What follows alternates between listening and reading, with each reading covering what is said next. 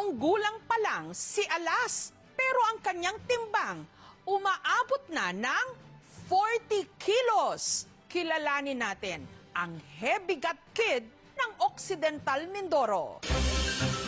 Ang kanyang mga binti, siksik. Parang kumpul-kumpul din ang kanyang mga braso. At ang kanyang mukha namimintog. Ang kanyang timbang nasa 40 kilo. Sing bigat ng isang sako ng simento. Kahit pa siya'y 2 taong gulang pa lang. Super cute po talaga. Parang anak ko. Hawig na hawig.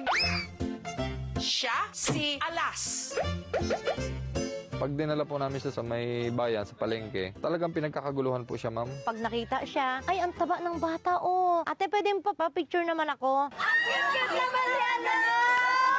Gayunman, ang mag-asawang King at Rochelle nag-aalala. Habang lumalaki siya, habang nadadagdagan yung edad niya, lalo siyang lumalaki. Yun po ang pinagtatataka namin. Timbangin natin ang posibleng epekto nito sa kanyang kalusugan. Dito sa San Jose Occidental, Mindoro, nakatira ang pamilya ni Alas. Magana raw ito talagang kumain. Pag narinig niya na inurong ko na yung upuan, sasabihin niya na, Mama, Sabi ko naman, opo, sige, kakain na tayo. Pupunta na yon, hindi na yun papayag na hindi siya uupo sa lamesa. Ang kanyang paborito, fried chicken.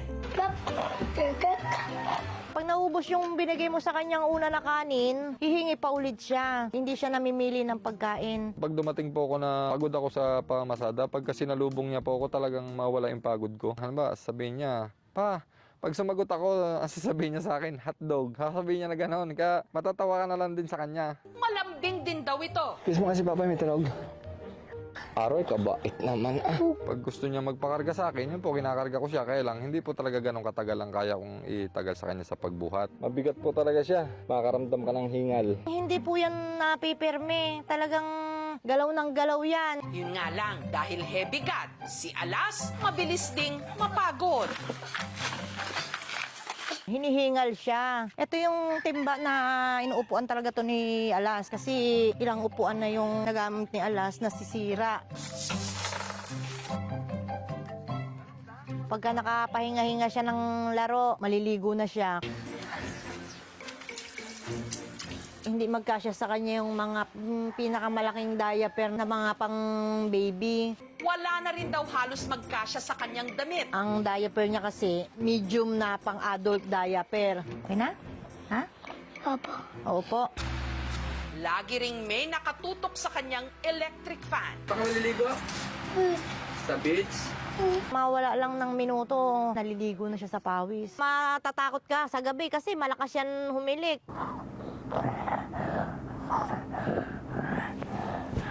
Kapag nagising siya ng mga bandang 1:00, 2:00, iiyak yun ang iiyak.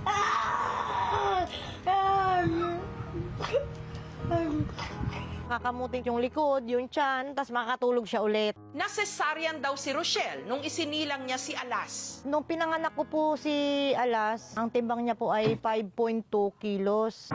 Sa paglipas ng mga taon, si Alas lalo pa raw lumobo. Hala, tinimbang di ba kita kaninang umaga, mahal? Bakit ngayon 41.4 ka na? Niloloko siya na itong baboy damo na to. Tapos tatawa siya ng tatawa. Siyempre nasasaktan din kasi anak mo yan eh. Sasabihan nila ng ganon.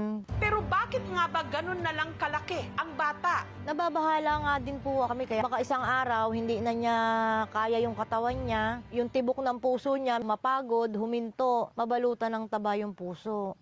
Ano nga ba ang kondisyon ni Alas? Upon assessment po, lumabas na po siya ay At bakit siya heavy gut? Yung papa niya po, nung ipinanganak siya, tumimbang ng 14 pounds. Mga magulang, may dapat bang ikabahala kung ganito na kabigat ang inyong anak? Ano rin ang dapat gawin para mapanatiling malusog ang bata? Titimbangin natin ang kasagutan sa aming pagbabalik. Lakas to. 2 taong gulang na bata mula San Jose Occidental, Mindoro, nasa 40 kilo o simbigat ng isang sako ng simento. Pero bakit nga ba ganun na lang kalaki ang bata? Yung papa niya po, nung ipinanganak siya, nung taong 1986, ay tumimbang ng 14 pounds, 7 kilos siya. 10 po kami magkakapatid. Ako lang po yung pinakamalaking ganon. Kusa na lang pong pumayat. Pero ang kanyang timbang, ikinababahala na rin ng kanyang mga magulang. Nababahala nga din po kami, kaya baka isang araw hindi na niya kaya yung katawan niya, yung tibok ng puso niya, mapagod, huminto, mabalutan ng taba yung puso. Kaya naman inilapit namin siya sa isang espesyalista. Ginagamit po nating assessment for obesity sa mga bata is yung kanyang weight in reference po sa kanyang height or length po. No? So, upon assessment po, lumabas na po siya ay obese. Ibig sabihin, masyado pong mataas yung kanyang timbang with reference po sa kanyang height. Ayon sa World Health Organization o WHO, ang normal na timbang lang ng batang nasa 2 taong gulang, 12.5 kilos lang. Ang timbang ni Alas, mahigit triple nito. As parents, kailangan po talaga natin maging aware. Kailangan maging tama ang timbang at height ng mga bata. Ang mga obese ay mas prone sa diabetes, hypertension, sakit sa puso. Base naman sa pag-aaral ng Food and Nutrition Research Institute noong 2019, isa sa bawat 10 batang edad 5 hanggang 10 overweight. We address the nutrition of our patients. Less po yung matataas sa sugar na mga pagkain. More fruits, more vegetables po dapat. Proper sleep, tapos yung mas active na lifestyle. 2 beses lang po kumain niya. Ang binabawal nga namin sa kanya yung matatamis kasi po isa yan sa malakas makapataba eh.